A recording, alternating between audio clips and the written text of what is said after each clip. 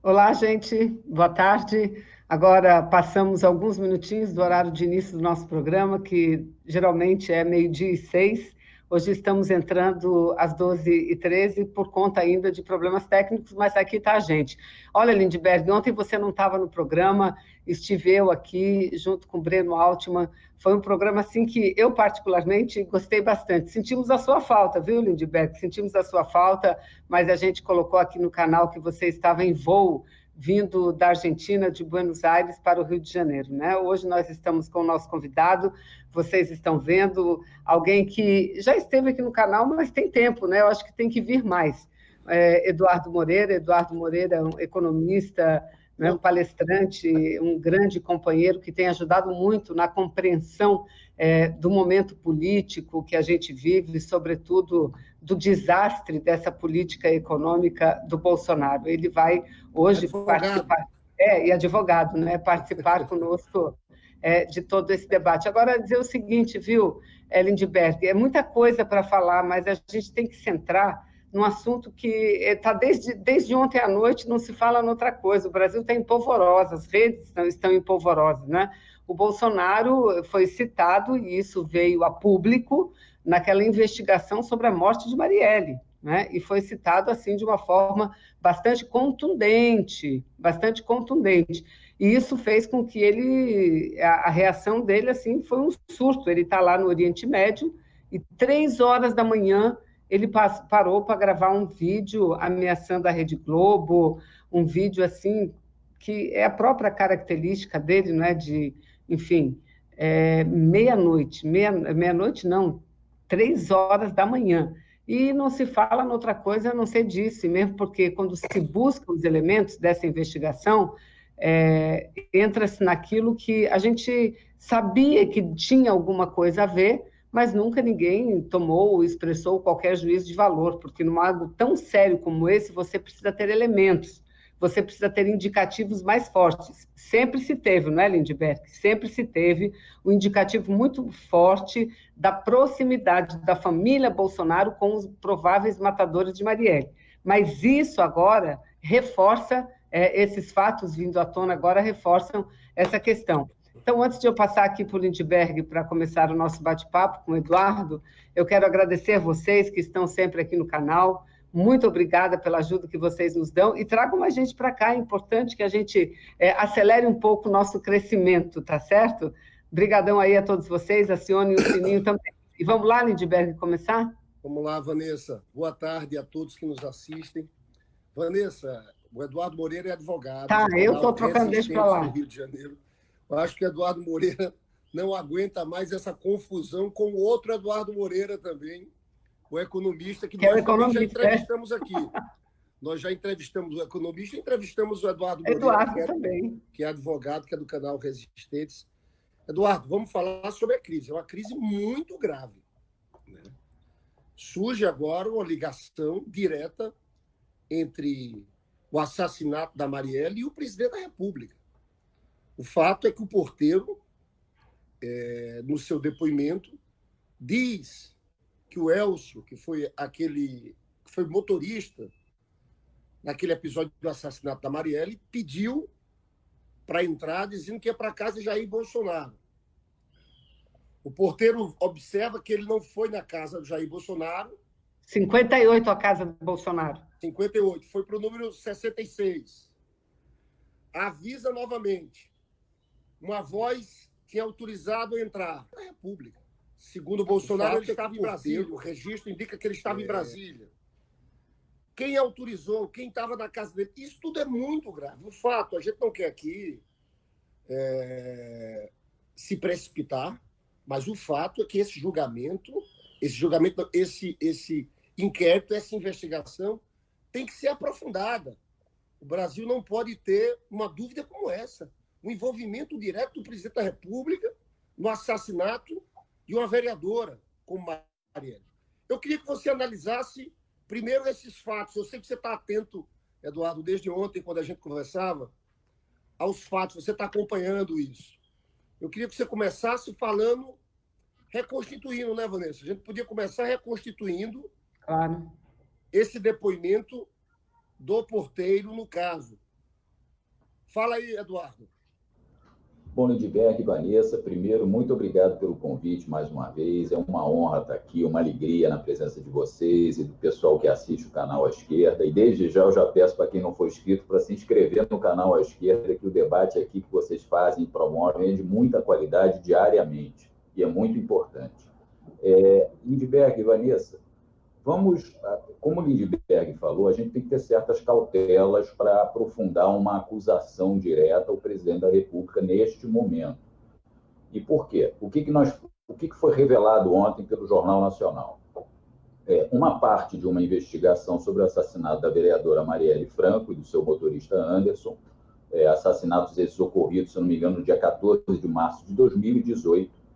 E ontem foi revelado o quê? O motorista que teria levado, o executor de Marielle, do motorista, teria aparecido na portaria, na guarita, onde o carro entra no condomínio onde residem o presidente da República e o suposto, né, o suspeito de ser o executor desse crime bárbaro. E que ele, na entrada, indagado pelo porteiro, teria dito que iria à casa número 58, que é exatamente a casa do presidente da República, e não do executor. O porteiro teria ligado para a casa 58. Há hoje aí uma polêmica, que eu não vou entrar nesse detalhe, porque ainda se trata de mera especulação, se ele ligou para casa pelo telefone fixo ou teria ligado para o celular do presidente da República para pedir autorização. Isso já está pipocando aí nas redes, mas eu acho que é muito precipitado a gente dar aso a essa ilação. E, ligando para a Casa 58, obteve autorização para o motorista Elcio Queiroz entrar no condomínio. E que, posteriormente, vendo que o motorista não estava se dirigindo à casa de Bolsonaro, mas sim à casa do suspeito de execução, Rony Lessa, o porteiro teria ligado novamente para casa e a pessoa disse que estava tudo bem e tal, autorizou aquele caminho que o Elcio Queiroz estava fazendo dentro do condomínio. O que, para mim, além do depoimento do porteiro, que parece que ele já prestou 2 depoimentos confirmando essa versão, é que há uma planilha, um documento que registra a entrada desse automóvel onde estava o motorista Elcio Queiroz, se dizendo que iria se dirigir para a casa número 58, que é a casa de Bolsonaro. Mais importante hoje para mim, o Lindbergh, Vanessa e o pessoal que está assistindo, não é se foi o Jair que autorizou, se foi o filho, se foi a esposa, se foi uma outra pessoa que estava na casa.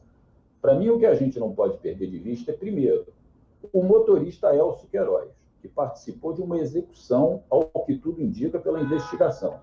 Ele tinha alguma relação com a família Bolsonaro, porque como é que ele saberia o número da casa do presidente da República para anunciar que iria para esse número 58? Então, alguma relação ele possuía com a família, tanto que foi autorizado a entrar, seja lá por quem fosse. Seja por uma pessoa que lá trabalha na casa de Bolsonaro, seja por um filho, seja por uma outra pessoa, seja pelo próprio presidente. Isso agora não há clareza, mas o que a gente deve se ater é um fato que por si só já é grave. O motorista sabia onde morava o presidente, ou seja, alguma relação eles possuem com a família, e foi autorizado, comprovando que existe essa relação. Então é isso que eu queria colocar inicialmente. Agora, viu, Lindbergh e Eduardo, eu queria que, para as pessoas que estão acompanhando a gente aqui nesse bate-papo, para elas terem mais clareza do que está acontecendo, era importante que se dissesse aqui, que se repetisse aqui, o Lindbergh domina muito isso, quem é exatamente esse motorista Elcio? Quem é o Rony Lessa, que é o que morava na casa vizinha do Bolsonaro, não é? E, inclusive, apreensões de armas, contar um pouquinho da história deles e a ligação deles com a família do Bolsonaro, Lindbergh. Seria importante que você colocasse isso para as pessoas terem mais claro a gravidade disso que vem à tona hoje, e o que levou ao desespero do Bolsonaro. Vanessa, me permita antes. Está aqui o Aldair Galvão, várias pessoas dizendo o seguinte: gente, o interfone da portaria está ligado ao celular do condômino. Ele atende onde estiver. Isso é em todo o condomínio. Essa especulação está sendo levantada e, de fato, tem várias pessoas falando isso aqui. O X da questão é quem, na verdade...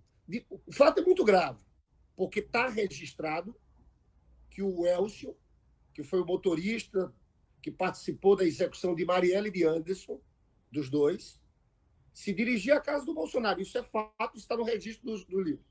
A dúvida agora é quem é a voz que autorizou.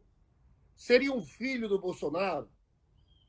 Pode ser o próprio Bolsonaro? Muita gente falando dessa transferência. Quando você interfona no condomínio, pode ir direto para o telefone, né? O fato é que a investigação tem que se concentrar aí.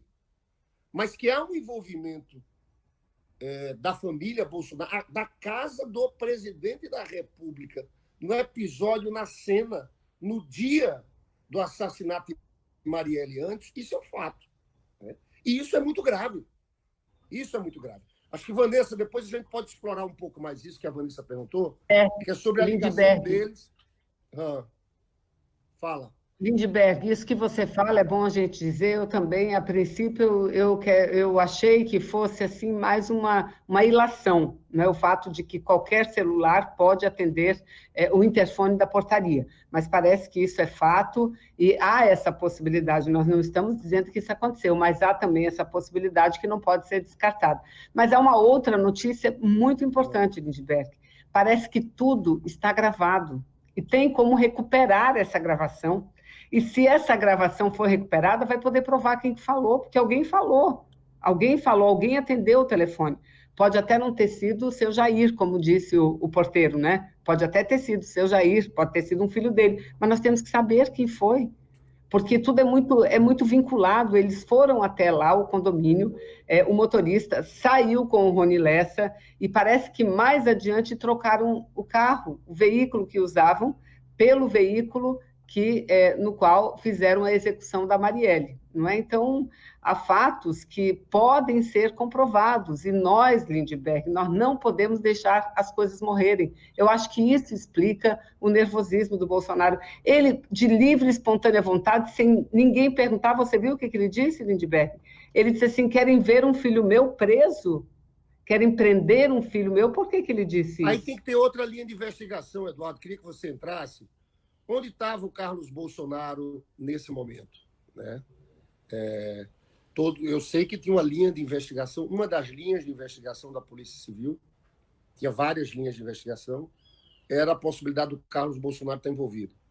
Porque, segundo falavam, ele tinha uma história de animosidade com a Marielle, teve uma briga com o assessor da Marielle, né? Esse quem poderia estar lá? Se não era o celular do próprio Bolsonaro atendendo de Brasília, quem estava lá? Quem autorizou, né? Porque o fato, eu volto a repetir, é que o Elcio entrou dizendo que ia para casa do Bolsonaro. Algum tipo de ligação aí tinha, né? Eu queria que você comentasse mais, Eduardo, isso. Maravilha, Lindbergh. Deixa eu voltar um pouquinho atrás. Aquela questão do Eduardo Moreira, economista, só abrir esse parênteses, não me chateia a confusão, não, porque o Eduardo é um cara do bem, então eu estou muito à vontade com isso. Eu queria voltar, Vanessa Lindbergh. É importante destacar que há uma grave suspeita de que Elcio Queiroz e Rony Lessa sejam integrantes, sejam milicianos. O escritório do crime, com a base localizada no Rio das Pedras, que é uma localidade próxima do condomínio onde Rony Lessa reside, dizem que é a mais forte, mais poderosa milícia do Rio de Janeiro. É fundamental a gente destacar que a mulher, e se eu não me engano, a mãe do chefe dessa milícia, que está foragido até hoje, é incrível que a polícia do Rio até hoje não tenha conseguido encontrar e capturar o chefe dessa milícia, o senhor Adriano. A mãe e a esposa dele trabalharam como assessoras, ou pelo menos estavam registradas como tais, no gabinete de Flávio Bolsonaro. Isso. Então, isso, eu quero retornar ao ponto, se vocês me permitirem, nós temos que ter todo cuidado para não fazer o que o lado de lá faz com o ex-presidente Lula, fundamentalmente. A gente precisa respeitar o Estado democrático de direito, a investigação tem que correr de forma imparcial, isenta, com todo o direito de ampla defesa àqueles que são investigados e, eventualmente, denunciados. Isto é uma coisa. Houve uma menção direta à residência do presidente Jair Bolsonaro. Foi isso que houve, e já é muito grave. Isso já é muito grave, não só por esse fato isolado, mas por todo o conjunto do que vem envolvido nisso. Como o próprio Lindbergh falou, ele sabe que uma das investigações da polícia envolveria um dos filhos do Bolsonaro, que é o Carluxo, o tal do Carluxo, e assessores do Flávio Bolsonaro eram parentes muito próximos do chefe da milícia do escritório do crime. Quer dizer, a família Bolsonaro está muito ligada, infelizmente, eu digo isso porque ninguém pode querer ter um presidente da República com esse tipo de ligação, está ligada a essas pessoas. E talvez isso tenha motivado aquele ato deslocado, desesperado do Bolsonaro, aquela live, inclusive citando os filhos. Querem, primeiro, na notícia revelada pelo Jornal Nacional, não houve citação de filho nenhum. Ele se precipitou e dizem que querem prender um filho meu. Parece que ele sabe que tem mais coisa vindo por aí. E eu queria fazer a ligação, Vanessa e Lindbergh, com os áudios do Queiroz, que começaram a aparecer, sabe-se lá vazados por quem, todo mundo suspeita de que seja pelo próprio Queiroz, que está se sentindo desprotegido, o Queiroz falando que vinha um cometa por aí. Parece que o cometa apareceu no céu de Brasília e do Rio de Janeiro, né? Agora, Eduardo, antes de você relatar isso, eu tenho que destacar também na história desses dois, do Rony e do Elcio, que houve uma apreensão de quantas armas na casa do Rony? Mais de 70 fuzis, não é? Metralhadoras, não sei exatamente. Me parece, Vanessa, que foram mais de 100, ou foi mais de uma centena de fuzis. Eu só tenho a dúvida agora, nesse momento, se eu não me engano, não foi exatamente na casa do Rony Lessa, foi na casa de um grande amigo dele, de uma pessoa ligada a ele, não dentro do condomínio. Se eu não me engano, foi isso. Mas uma pessoa muito ligada ao Rony Lessa, sem dúvida. Uhum. Vai, continua teu raciocínio. Eu estou aqui pesquisando, eu estou tentando ver. Agora tem a notícia que o Moro deu uma declaração no Equador e que ele faz uma solicitação ao PGR para entrarem no caso, falando que há inconsistência nas investigações, né? Uma tentativa de envolver indevidamente o presidente da República, né? Acho que era bom você levantar essa matéria aí, Vanessa. Isso aí é claramente o Moro tentando se movimentar para proteger o Bolsonaro, né? Eu queria que você comentasse também isso, Eduardo. E pega essa matéria aí, Vanessa. E tem uma outra notícia, eu já estou buscando essa matéria, e tem uma outra notícia, Lindbergh, é que o Bolsonaro teria ordenado o Moro a determinar à Polícia Federal que fizesse a busca de um novo depoimento em relação ao porteiro, junto ao porteiro, né? Ou seja, o Moro já está metido no meio. E ele está metido no meio não é para apurar, não, ele está metido no meio para abafar o caso. É por isso que ele está aí. Para abafar o caso, eu vou já ver e trago mais notícias. Eduardo. Tem uma notícia hoje já no portal 247, que é exatamente nesse caminho. Bolsonaro aciona Moro para perseguir porteiro que revelou ligação entre clã e morte de Marielle. Só que tem vários juristas já se manifestando, Vanessa e Lindbergh, pela inapropriedade dessa ação do presidente da República. A investigação, por enquanto, está sendo tocada pela Polícia Civil e pelo Ministério Público do Estado do Rio de Janeiro. Foi feita ontem uma menção ao presidente da República através da sua residência. Por que a Polícia Federal iria avocar, ou a PGR iria avocar agora essa investigação? E o Moro, cumprindo essa determinação que o Portal 247 divulgou, como é que ele pode dizer que é inconsistente a investigação? Ele está no Equador, segundo o Lindbergh disse. Ele já teve acesso aos autos do processo? Não, olha aqui. O disse que corria em segredo de justiça. O Moro, então, teve acesso? Se teve acesso, não podia ter tido. Se não teve, como pode dizer que é inconsistente a investigação? Deixa eu dizer, Lindbergh, vocês estão falando do 247, mas a notícia já está em todos os sites. Está aqui no G1. No G1 diz o seguinte, que o ministro da Justiça disse que o porteiro do condomínio, ou seja, nós aqui estamos tendo o maior cuidado em fazer análise, não é, para não incriminar antecipadamente quem quer que seja, mas o juiz, ex-juiz Sérgio Moro, ministro da Justiça, o que ele disse? Disse que o porteiro do condomínio de Bolsonaro pode ter se confundido ou ter sido usado por terceiros, quando afirmou que esse motorista teria buscado a casa 58 do Bolsonaro para entrar no condomínio. Ou seja, e ele já enviou a notícia, que ele, ministro da Justiça, já enviou ao Procurador-Geral da República, Augusto Aras, um pedido de instauração de inquérito para investigar o depoimento do porteiro do condomínio do Bolsonaro. Veja só, gente. Isso é um absurdo. Esse cidadão não pode ser ministro da Justiça, ele que peça a demissão e que vai ser advogado do Bolsonaro, porque ele está cumprindo o papel de advogado do Bolsonaro e não de ministro da Justiça. A Fernanda DS aqui no nosso chat disse: Pedro Serrano, que é um grande advogado, disse que o governo Bolsonaro não pode investigar o porteiro, que isso configura crime de responsabilidade, passível de impeachment. Essa é a opinião do Pedro Serrano. Tem uma do Rogério Anitablian, você consegue ler? Não vi essa. Boa tarde aos três, Vanessa Lindbergh e Eduardo. Lembremos que estamos vivendo uma guerra híbrida, que os atores de Moro e Globo não são confiáveis. À parte, os bolsonaros andarem muito mal acompanhados. É isso, né? Eles há tempo já que o Bolsonaro já declarou uma guerra à Rede Globo e a reação dela foi essa, a reação dele, uma reação desproporcional, não foi, Lindbergh? Porque a matéria da Globo, veja bem, a matéria da Globo disse, olha, o porteiro disse isso, mas ele não estava lá. Você vê, a matéria da Globo disse isso, e ele fez o que fez, gente. Eu assisti a live do Bolsonaro, o Eduardo Moreira que está aqui, eu conversando com ele pelo WhatsApp, ele mandou o link para mim e eu assisti. Tem um trecho da live do Bolsonaro que ele quase chora, que ele para um pouco assim. Eu ia, inclusive, cortar isso para a gente colocar aqui no programa, mas acabei não tendo tempo. Ele dá uma parada, Vanessa, meio assim, fica...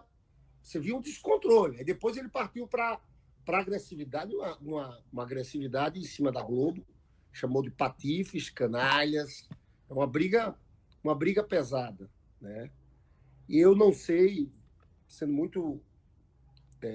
qual vai ser a reação da Globo, Eduardo Moreira? Porque ele não só ameaçou com a concessão, mas foi uma reação de descontrole ali dele. Eu queria que vocês falassem um pouco dessa live, de como foi, e será que a Globo vai enfrentar? O que é que vai acontecer daqui para frente? Pode rolar algum tipo de intimidação nesse caso? Lindbergh, eu acho que pode sim. A reação do Bolsonaro... Primeiro, o Bolsonaro, como sempre, demonstrando que é um inepto completo, que é um despreparado, ele não tem a menor postura, a mínima postura para ocupar o posto que ocupa. O descontrole dele, como disse bem a Vanessa, foi desproporcional à notícia. Ele parece que se entregou ontem. Ele passou recibo, como dizem nas esquinas do Rio de Janeiro. Ele passou recibo. O descontrole dele é de quem sabe o que fez no verão passado, como dizem por aí, ou ele ou um filho, porque ele colocou um filho, repito, no meio da história que a notícia da Globo não tinha colocado. Então, Lindbergh, eu acho que o Bolsonaro, com relação à Globo, ele atravessou o Rubicão, como se fala na época do imperador César. Ele atravessou o Rubicão. As agressões que ele dirigiu à Rede Globo, eu acho que é difícil ter retorno, poder ter algum acordo posterior entre eles.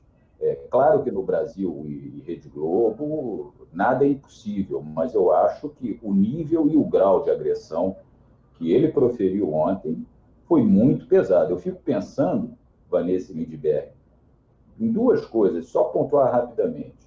A presidenta Dilma Rousseff foi golpeada por pedalada fiscal. Olha o que nós estamos assistindo hoje. com suspeitos de assassinato dizendo se dirigirem à casa do presidente da República, no dia da execução de Marielle Franco e Anderson.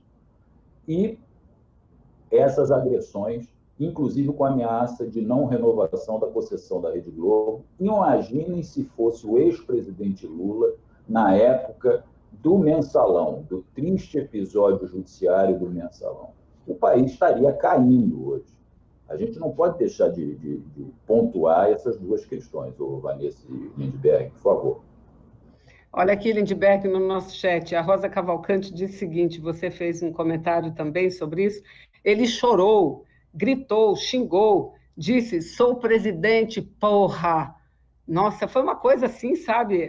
E aqui o Sinivaldo também participando, dizendo que eles vão pressionar, aliás, eles já estão pressionando para que o Porteiro mude o seu depoimento. É por isso que é muito preocupante essa questão do Moro continuar à frente do Ministério da Justiça e tomando as decisões que está tomando. E a Rosa, a Fernanda, diz o seguinte, olha, Vanessa, que eu aqui sugeri que ele saísse do Ministério e fosse ser advogado do Bolsonaro. Ela disse, ele não pode porque ele não tem OAB. Ele não tem OAB agora, mas ele pode tirar a OAB e pode ser, sim, o advogado do Bolsonaro, que é o que resta a ele, assumir o verdadeiro papel dele. Ué, cadê o Sérgio Moro, gente? Cadê o Moro, que tanto combatia a corrupção? Isso é muito grave, nós estamos falando de milícia, de um crime praticado por milícia, e tem mais um fator, Lindbergh. Nessas notícias de hoje, eu não sei se eles apenas republicaram, mas chega a informação de que, em depoimento, a Polícia Civil no Rio de Janeiro, já nesse inquérito da Marielle, o Carlos Bolsonaro, o Carluxo, vereador do Rio de Janeiro, confirmou que teve uma discussão séria com um assessor da Marielle, né? Dias antes, um período recente antes do crime, né? Antes do acontecimento. Ou seja, é aquilo que a gente fala aqui, isso precisa ser investigado, mas ser investigado a fundo, porque é aquilo que diz o Eduardo, olha, pode até não ser o Bolsonaro, pode não ser o filho, mas essa ligação, porque é tudo muito entrelaçado, Primeiro, uma das pessoas, o Rony, mora no condomínio do Jair Bolsonaro. Um filho do Bolsonaro namorou a filha, não é isso? A filha desse Rony Lessa. Eles tinham um entrelaçamento, eles tinham uma convivência, não é? E hoje eles estão presos, os dois, tanto o motorista quanto o Rony, e as investigações, que eu espero que venha a público, elas vão aprofundando aquilo que são não só rumores, mas suspeitas desse ligamento e dessa possível participação, envolvimento da família nessa questão. Pode ter sido isso, né? Oi. Eu, primeiro, tenho preocupação agora na proteção do porteiro, viu? A proteção da vida desse porteiro, porque a gente sabe que nós estamos tratando com bandidos. Essa turma aí é muito perigosa, né? Então, esse é um ponto. Teve o depoimento do porteiro e tinha lá no livro. No livro estava escrito Casa 58, nome Elcio. Né? Então, é tudo muito grave. Olha, a gente tá numa crise aqui, vamos falar a verdade, em que Bolsonaro pode cair. Né? A comprovação dessa ligação agora é própria. Eu sempre desconfiei, a gente sempre desconfiou, só que não tinha provas. Né? Agora tem um depoimento que liga a casa do presidente da República. Assassinato, pessoal. Não é qualquer coisa. Assassinato de Marielle Anderson. Um assassinato brutal de uma liderança política que emergia, que representava povo negro, as mulheres das favelas do Rio de Janeiro. Não é qualquer coisa. É o envolvimento do presidente ou da sua família. A casa do presidente teve, né, casa número 58, está lá, né, no dia do assassinato. E vamos deixar claro, Lindbergh, vamos deixar claro. Que a gente esteja discutindo isso aqui no Brasil. Viu, Lindbergh? Só para reforçar, pode até ficar claro que nem tenha sido Bolsonaro a atender, mas alguém atendeu, e uma voz de homem.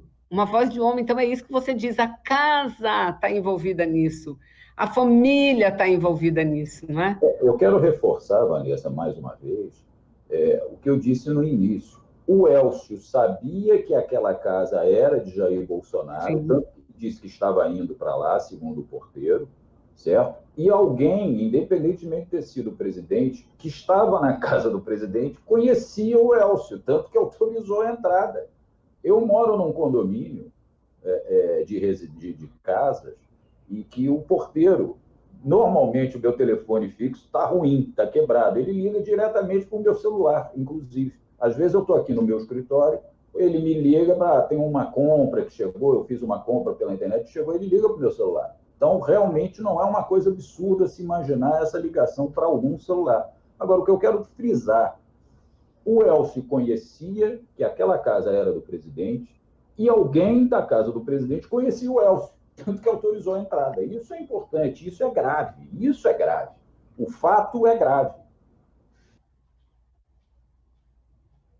Lindbergh, eu queria o seguinte, vamos fazer uma análise, porque o fato é grave e a gente já colocou, e a cada minuto vem uma notícia nova. Você vê, essa notícia ela é de agora, Lindbergh, é do meio-dia, essa que diz que o Moro, lá da onde ele está, já determinou, pediu a polícia, ao Ministério Público que investigue o depoimento. Veja bem, isso é intimidação, como você disse, Lindbergh.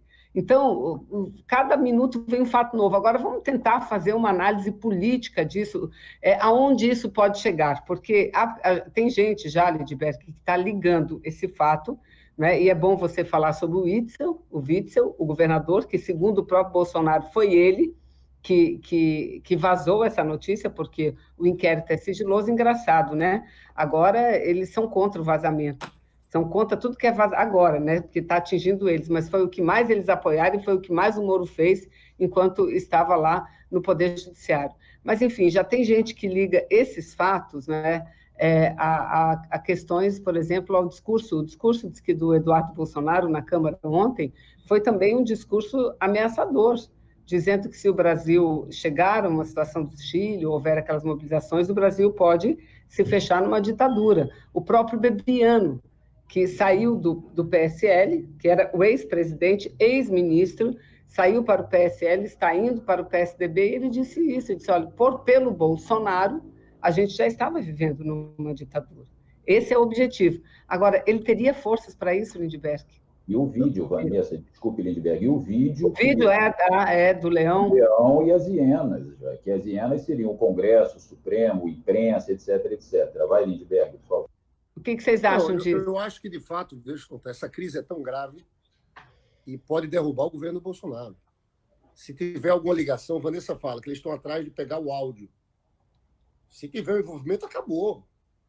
É impossível um presidente continuar no cargo por um envolvimento.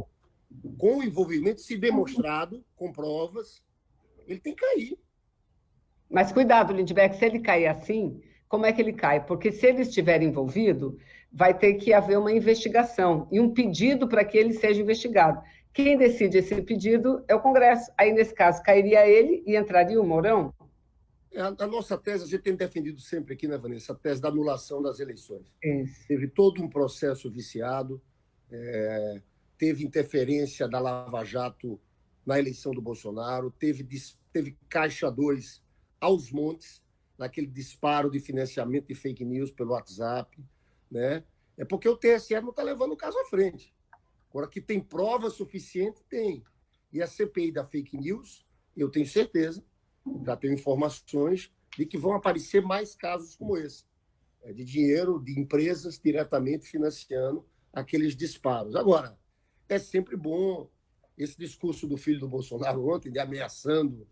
Primeiro, eu acho que eles não estão com essa força toda, mas é sempre uma tentação, no momento desse, no momento que está acuado, tentar algum tipo de saída autoritária. Eu acho que ele pode tentar. Não sei se consegue, né? Mas eu acho que a energia dele vai estar agora toda direcionada para abafar esse caso.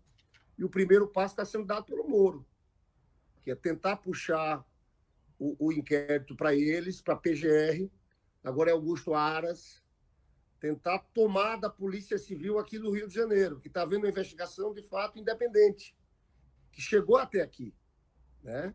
O que é que eles vão tentar, na minha avaliação? É levar para cima. Levar para a Polícia Federal e para o Augusto Aras.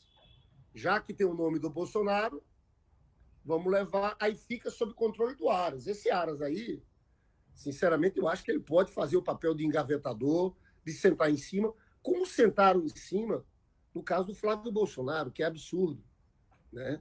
O caso do Flávio Bolsonaro, Eduardo, ali é prova. Ali é prova. Ali não é investigação que está no começo. O problema é que ali é prova. Ali não tem como fugir. Ele não consegue dar uma explicação. Mas eles estão enrolando até agora. Já temos 1 ano daquele episódio e nada, né?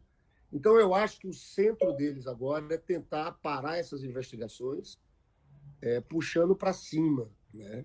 O que não é fácil, porque, de fato, o que foi revelado ontem é muito grave.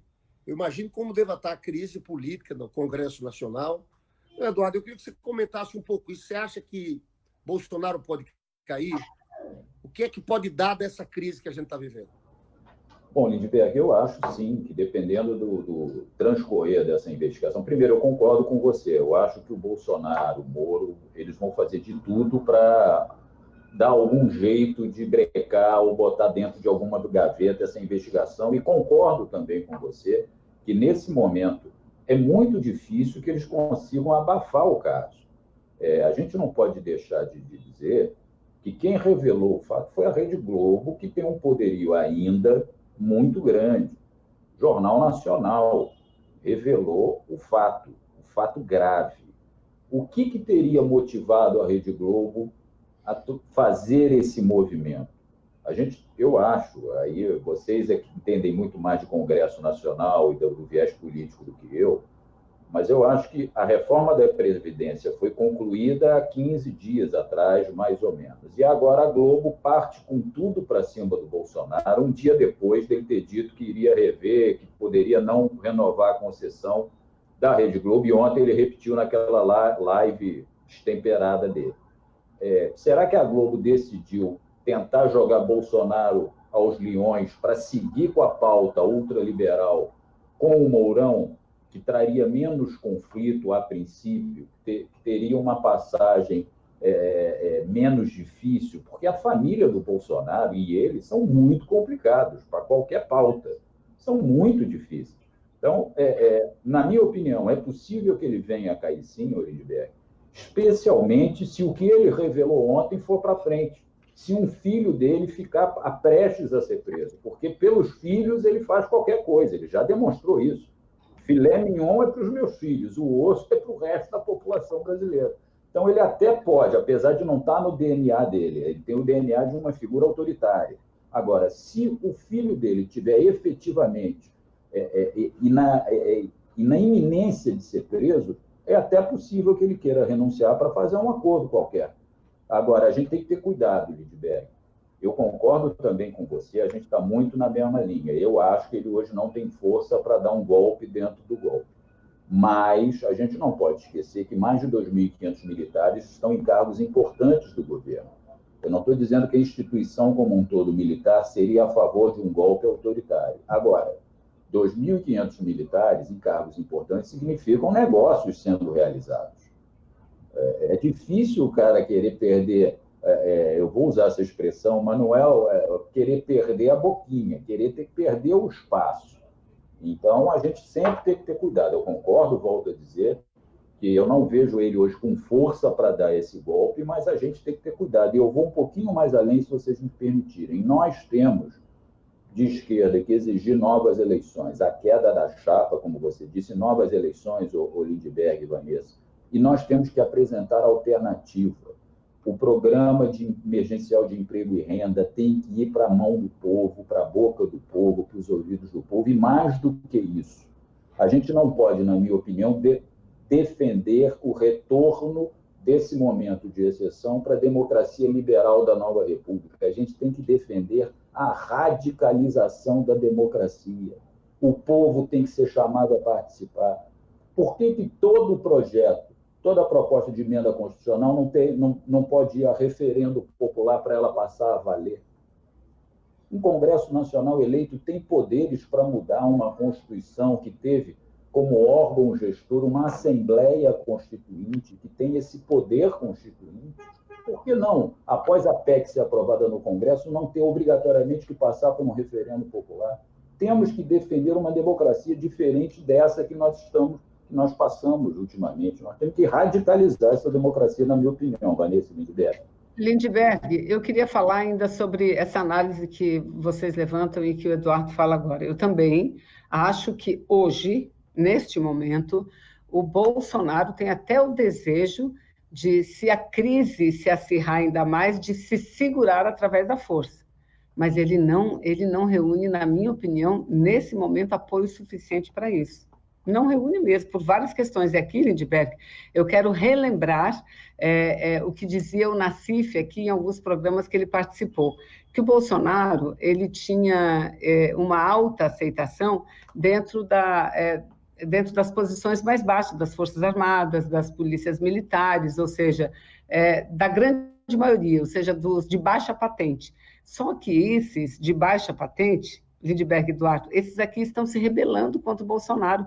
Vocês viram o tumulto que aconteceu lá na votação da reforma da Previdência dos militares? Vocês viram? Porque a família dos de baixa patente foi para lá, eles foram para lá acompanhar a votação, a oposição, né, os nossos partidos apresentaram inúmeros destaques, estendendo a eles os benefícios aos de alta patente e foi rejeitado tudo, tudo. Então, saíram de lá chorando, gritando de traidor. Então, eu acho que ele não reúne forças, ele não reúne apoio suficiente, na minha opinião, nem nas Forças Armadas. E também não mais na mídia. Exemplo é a Rede Globo. Também não mais em parte importante do empresariado. Sabe por quê, Eduardo? Quero apenas concordar com você quando você diz. A única coisa que eles têm em comum é a pauta econômica. Não que o Bolsonaro tenha capacidade de tocar, porque quem toca é o Guedes e o Congresso Nacional, a maioria dos deputados e dos senadores, esses é que tocam. E as outras questões, elas têm, que o Bolsonaro faz, as outras iniciativas, têm criado um confronto entre ele e os diversos setores, o judiciário, por exemplo. O judiciário, ele não tem mais aquela proximidade que ele tinha do Poder Judiciário, ele está com as suas atitudes desfazendo. As questões ambientais, como ele trata, vocês viram a notícia de hoje? Você viu, Lindbergh, dizendo o seguinte, que o Bolsonaro afirmou que ele até incentivou o incêndio, né? Ou seja, ele deixou que isso acontecesse, né? Os incêndios na Amazônia, para mudar a política da Amazônia. Que tal? Ô, Vanessa, e é importante a gente analisar essa nova crise do governo no contexto de levante da América Latina. Contexto, nós estamos tendo uma virada. Essa eleição na Argentina não é qualquer eleição, a vitória do Alberto Fernandes e da Cristina Kirchner. Há 4 anos atrás, o Macri era o príncipe do neoliberalismo. Diziam que esse era o novo caminho aqui para a América Latina. E foi rejeitado, derrotado no primeiro turno, porque a pobreza lá explodiu, a desigualdade aumentou muito. O povo do Equador se levantando, o povo do Chile se levantando, Evo Morales reeleito. Nós, à véspera dessa decisão do STF, que é dia 7 de novembro, né? O fato é que a gente está no meio de uma crise que abala o governo. E eu fico pensando, e o Lula saindo? Se há uma decisão favorável, eu acho que o Eduardo Moreira toca num ponto muito importante. Porque o que vai derrubar também esse governo é a capacidade de mobilização nossa. A gente tem que conseguir ir para as ruas. Eu acho que a saída do Lula é a chance para isso. E nós temos que falar da vida do povo, do emprego. Essa é a pauta. É uma pauta muito concreta, né? Então, eu queria que vocês avaliassem, você, Eduardo, isso tudo que aconteceu.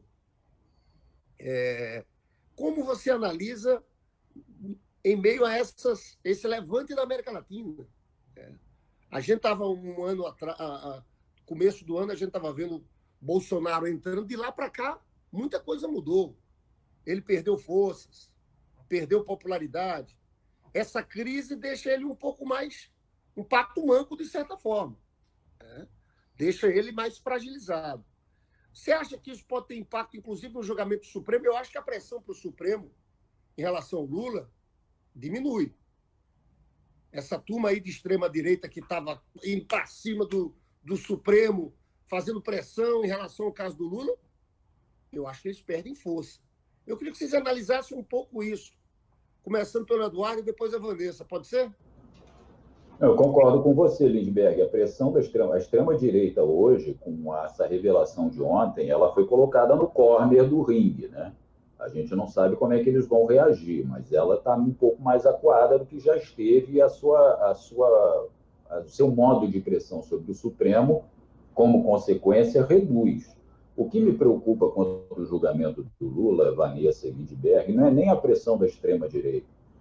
Até porque o tal vídeo que a gente se referiu pegou muito mal dentro do Supremo, o vídeo atacando o Supremo. Pegou muito mal dentro do Supremo. Mas o que me preocupa com relação ao julgamento do Lula não é nem a força política da extrema-direita, mas a força econômica do grande capital.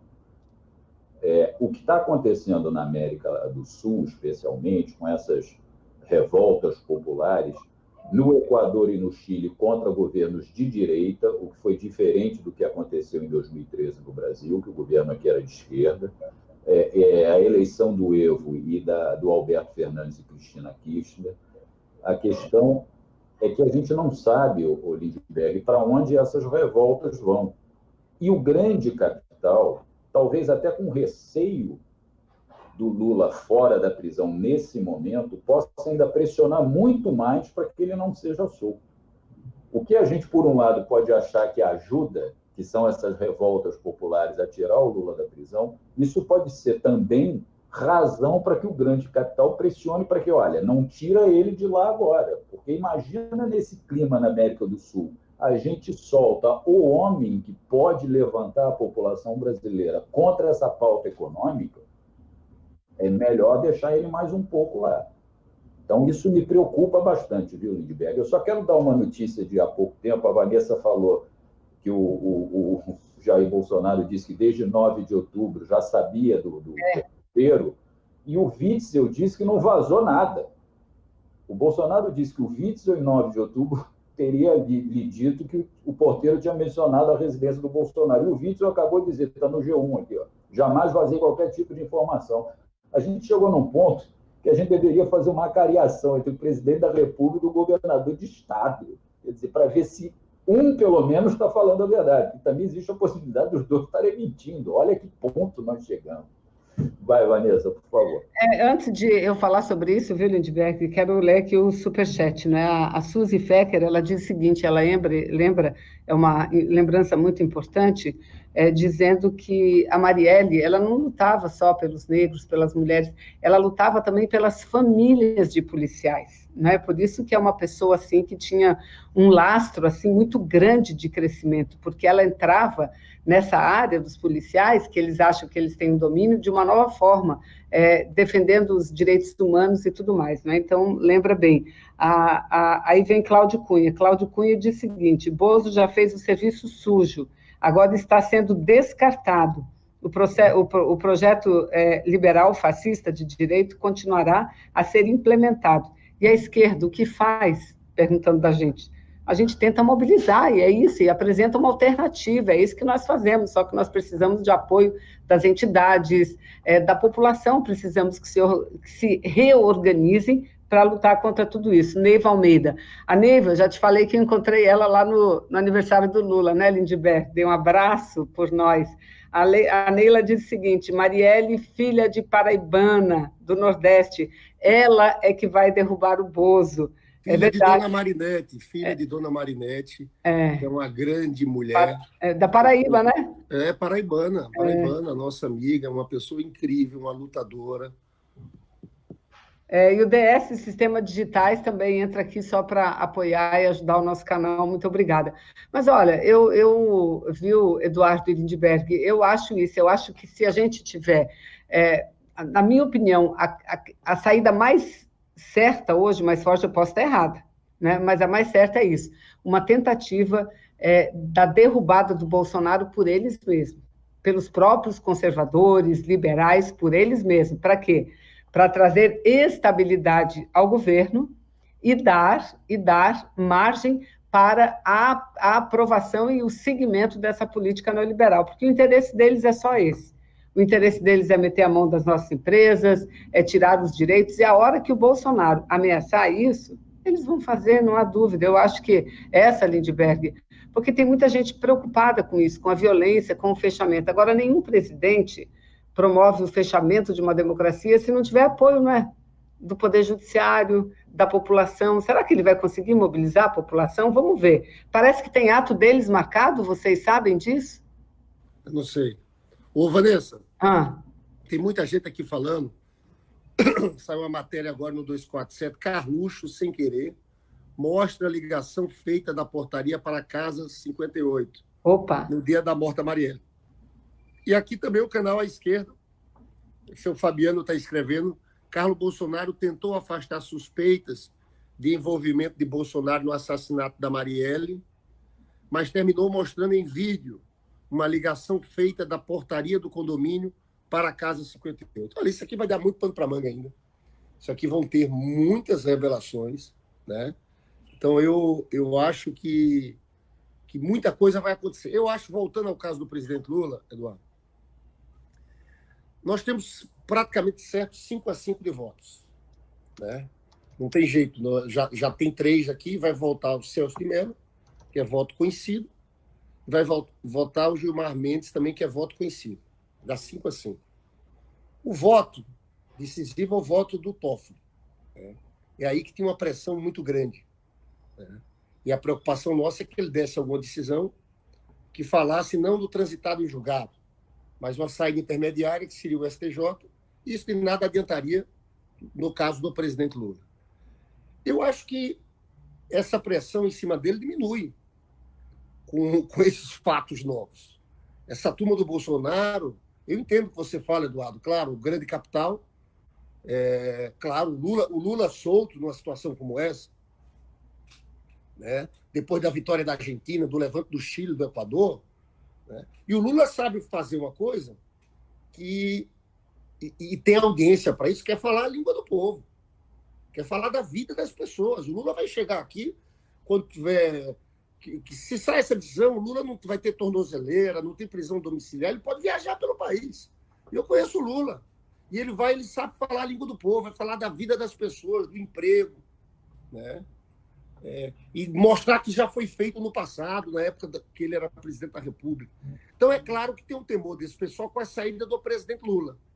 Mas eu, sinceramente, eu acho que esse episódio do Bolsonaro muda um pouco a correlação de forças, né? Nos favorece. O Bolsonaro perde força, fica pato manco. A base política deles fica na defensiva. Esses bolsomínios aí, eu quero ver ele para a ofensiva numa situação como essa, né? Então, eu acho que tem uma alteração, sim, da correlação de forças favoráveis para a gente, pelo desgaste que já vinha acontecendo no Bolsonaro e pela situação que ele vai ficar, associada a esse novo momento da América Latina. Então, eu acho que aqui a gente pode tentar engatar nesse final do ano uma tentativa de voltar às ruas novamente. A gente tem que ir para as ruas, a gente tem que mobilizar o povo, tem que falar a língua do povo. Eduardo Moreira está sempre dizendo isso, né? Eu acho que às vezes a gente se perde muito em distrações, né? Dá tiro para tudo que é lado. Nós temos que ficar ali falando da economia, do emprego, entendeu? Eu saio, Eduardo Moreira, da Argentina, com uma convicção. A grande frente que a gente tem que construir nesse Brasil é uma frente contra o neoliberalismo, é uma frente pelo emprego, é uma frente para defender os pobres. Eu vejo muito esse debate, vamos fazer uma frente ampla, frente democrática, vamos lá, teve aquele ato lá, direitos e tal. Olha, alianças pontuais nessa questão aí a gente pode fazer, mas o fundamental, eu via quando a Cristina Kirchner falava na Argentina lá, nós vamos virar isso, nós temos que ganhar a maioria do povo para o nosso lado. E a gente vai ganhar a maioria do povo para o nosso lado falando da vida do povo. Lá na Argentina, em especial a Cristina Kirchner teve um papel muito grande em politizar a sociedade, o debate sobre modelos. Você sabe, Vanessa, o último discurso da Cristina, em Mar del Plata, ela dizia o seguinte: olha, isso aqui não é só uma eleição a mais. Nós temos que encerrar um ciclo. Aí dizia, nunca mais. E o pessoal repetia, nunca mais. Nunca mais ao neoliberalismo. A gente tem que ter essa capacidade aqui no Brasil também de falar dos modelos, a diferença dos modelos. E é por isso que eu acho que essa alteração da correlação de forças e esse escândalo envolvendo o Bolsonaro, associando diretamente ao brutal assassinato de Marielle e Anderson. É uma alteração profunda da correlação de forças, que a gente tem que aproveitar para engatar esse nosso discurso também sobre a piora das condições objetivas da vida das pessoas. Eu concordo plenamente, o Lindbergh. Aquele final daquele discurso dela foi impactante, levantou a massa argentina exatamente nesse sentido. Não mais o neoliberalismo. A gente tem que trazer esse debate para cá, que é isso que importa. O que importa é a panela, o bolso, a panela das pessoas, dos pobres principalmente. Não adianta a gente ficar discutindo tuitadas de Carluxo, de Bolsonaro, as bobagens que eles produzem exatamente com efeito diversionista. A gente tem que centrar fogo no que importa para as pessoas. Eles estão tirando direitos sociais, estão tirando direitos, todos os investimentos públicos, querem acabar com a educação pública, com a saúde pública. A gente tem que centrar o debate nesse modelo, exatamente, Lindbergh. Estou de pleno acordo com você. Agora, viu, Lindbergh, eu também acho que nós temos que tentar de tudo para mobilizar. Agora, o que vai mobilizar as pessoas é a sua condição de vida degradada, isso que a gente levanta, é isso que vai mobilizar. O Bolsonaro, ele, não sei se vocês viram, ele já está anunciando agora, diz que vai apresentar um programa de emprego para os jovens.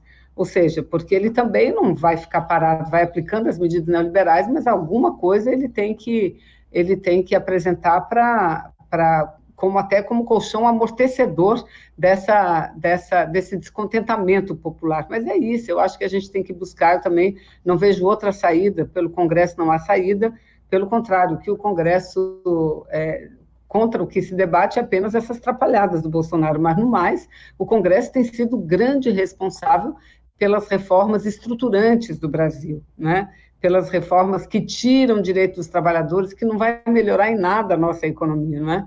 É isso que eu acho. E a alternativa está posta, né? Mas, Lindbergh, são 13h09 já. Eu acho que, olha, eu nem vi o tempo passar, eu tomei um susto. Quando eu olhei aqui que horas eram, já eram 13 horas. E estamos com a audiência altíssima, viu, pessoal? Mas está todo mundo querendo saber novidades, né? O Carlos Bolsonaro, ele está assim, maluco, chamando todo mundo de canalha, jogando, atirando para tudo que é lado, nas redes dele, o Carluxo, né? Porque, no fundo, certo, eu acho que é a ele que o pai tenha se referido. Olha, pessoal, é isso, a gente está chegando ao fim do programa, mas a crise continua, é uma crise gravíssima. Eu acho que a gente tem que ter, como o Eduardo Moreira falou no começo, cautela. Não cabe a gente tem que dizer, tem que ser apurado, né? Há um envolvimento direto da Casa número 58 do presidente da República. Isso por si só já é escandaloso. Agora, de quem era a voz? Muita gente aqui falando desse método do Siga-me, que acontece aqui em muitas portarias dos condomínios do Rio de Janeiro, da Barra da Tijuca. Tem isso que o interfone toca também no celular da pessoa, né? Eu não sei. Alguém tem que investigar. A Vanessa falava aí que é possível ir atrás dos áudios, né? O fato é que o porteiro tem que ser protegido. Eu soube aqui agora que hoje pela manhã teve uma reunião dos partidos de esquerda, esse assunto foi muito discutido, né? O PSOL marcou uma reunião com o Toffoli, presidente do Supremo agora, reunião que eu acho que é acertada para discutir, entre outras coisas, a proteção do porteiro. Do porteiro. Esse porteiro tem que ser protegido. E o Congresso nós estamos tratando com bandido que podem fazer qualquer coisa. E o Congresso tem que exigir o imediato afastamento do Moro, viu, Lindbergh? Eu acho que também isso é fundamental, porque o Moro está tentando obstruir, de fato, a investigação. Essa história de pedir para subir o caso é para trazer ali, eles sabem que com a PGR de Augusto Aras eles têm mais controle. Esse Aras foi nomeado aí agora, né, Eduardo? Foi nomeado e fora da lista tríplice. Quer dizer, ele tem uma nota grande para pagar o Bolsonaro, né? A indicação dele se deve única e exclusivamente ao Bolsonaro. Não é ao conjunto dos procuradores que o elegeu. Então, a possibilidade dele ter uma dívida, quer dizer, ele tem uma dívida grande com o Bolsonaro.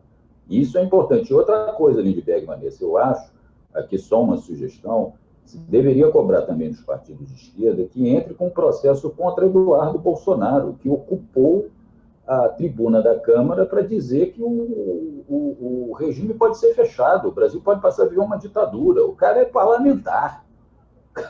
Como é que o cara vai dizer um negócio desse? Eu acho que deveria se estudar esse processo também. Olha aqui, olha, Lindbergh, deixa eu, antes da gente acabar o programa, falar sobre as reações do Carlos Bolsonaro. Eu acho que é a ele que nós temos que focar, não é? Primeiro, ele diz o seguinte, ele questiona a veracidade daquela lista, mas isso foi exposto, esse documento foi exposto, todo mundo viu. Ele apareceu com uma nova relação de ligações da portaria, que, segundo ele, não consta à família. E diz mais o seguinte, diz que, além do Witzel, que ele acha que eles estão trabalhando como se isso fosse uma armação do governador Witzel, além do Witzel, ele diz assim, e muita gente mais, não é Grobo. Aí pergunta, não é Grobo, muita gente mais, ou seja, segundo a teoria da conspiração dele, quem quer derrubar o Bolsonaro são aqueles que elegeram o Bolsonaro. Exatamente aqueles que elegeram o Bolsonaro.